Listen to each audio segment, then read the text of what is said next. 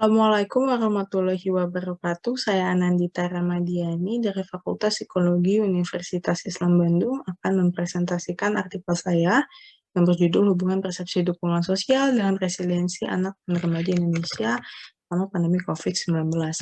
Nah, penelitian ini dilatar belakangi oleh COVID-19 yang ditetapkan sebagai pandemi oleh WHO, membuat warga dunia harus melaksanakan praktik karantina. Di Indonesia sendiri ada PSBB dan PPKM yang ternyata diasosiasikan dengan meningkatnya distress psikologis. Kemudian infeksi dan kematian ini banyak ditemukan pada orang dewasa sehingga profesional ini kurang fokus pada kondisi fisik dan status kesehatan mental anak dan remaja.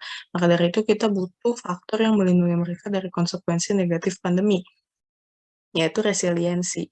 Nah, untuk bisa resilient, tentunya kita butuh dukungan dari individu di sekitar kita. Nah, persepsi dukungan sosial membuat individu lebih resilient dan bangkit dari kesulitan.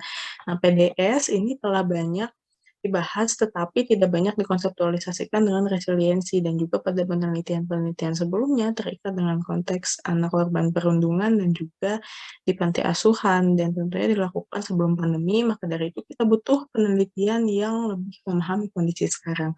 Nah, didapatkan rumusan masalah yaitu bagaimana gambaran persepsi dukungan sosial dan resiliensi pada anak dan remaja Indonesia selama pandemi dan seberapa erat hubungan antara kedua variabel itu. Untuk tujuan penelitiannya tentunya dilakukan untuk memperoleh data dan menjelaskan jawaban dari perumusan masalah. Nah, dalam penelitian ini menggunakan teori persepsi dukungan sosial dari Zime, yaitu persepsi individu mengenai bagaimana sumber daya dapat bekerja sebagai penahan antara sebuah peristiwa dan gejala stres yang berasal dari tiga sumber, yaitu keluarga, teman, dan significant others.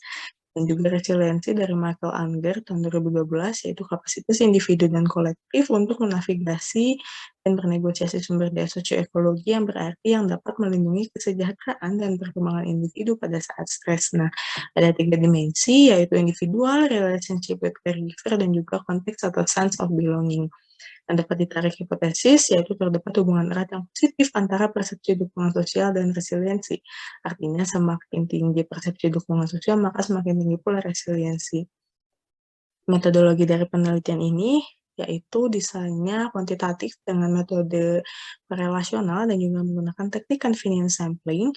Alat ukur yang digunakan untuk mengukur PDS yaitu Multidimensional Scale of Perceived Social Support atau MSPSS, dan untuk mengukur resiliensi menggunakan Resilience Measure Child and Youth Resilience Measure Revision atau CYRMR.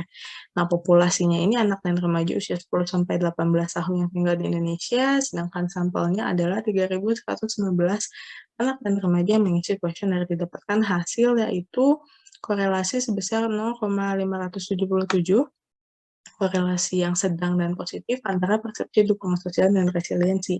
Kemudian juga untuk tingkat persepsi dukungan sosial, 50,6 responden berada pada kategori tinggi, dan 91,6 responden berada pada kategori tinggi resiliensinya. Nah, dari kategori tinggi itu bertentangan dengan penelitian sebelumnya yang dilakukan oleh Jiang dan kawan-kawan di China yang menyatakan bahwa resiliensi ini menurun selama pandemi. Kemudian tidak ada perbedaan signifikan dari jenis kelamin dan kelompok usia di kedua variabel.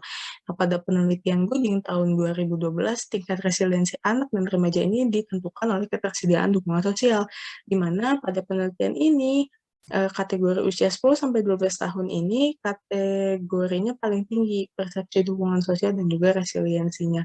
Kemudian dimensi individual dalam resiliensi ini memiliki min paling tinggi yaitu 18,13 yang berkaitan dengan kapasitas individu mengerahkan sumber daya untuk keluar dari kesulitan, sejalan dengan teori Unger juga tahun 2012 bahwa kapasitas menavigasi dan bernegosiasi terhadap sumber daya itu penting untuk bisa resilient. Nah, dalam penelitian ini sumber dayanya didapatkan dari dukungan anggota keluarga yang memiliki min paling tinggi sebesar 19,00.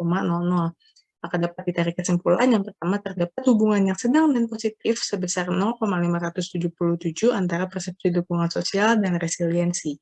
Kemudian yang kedua, pada seluruh responden, persepsi dukungan sosial dan resiliensi ini berada pada tingkat tinggi, dan juga jenis kelamin dan kelompok usia tidak menunjukkan perbedaan yang signifikan pada kedua variabel.